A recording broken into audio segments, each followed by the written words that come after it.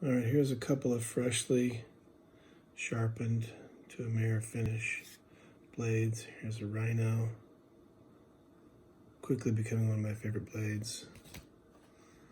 And of course, there's cat hair on that. That's a black full-size cleaver. A really nice edge on it. Got a couple of these badgers. These are kind of tricky to sharpen. They look great. They sharpen up real nice. D2 steel is very nice. Here's another Rhino.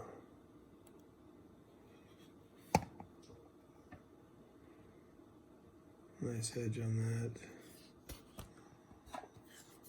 Another badger.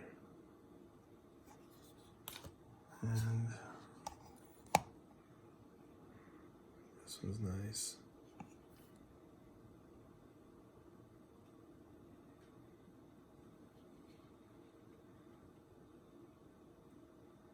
Whew, that's pretty. Thank you, Carrie at Off Grid, for making some awesome knives.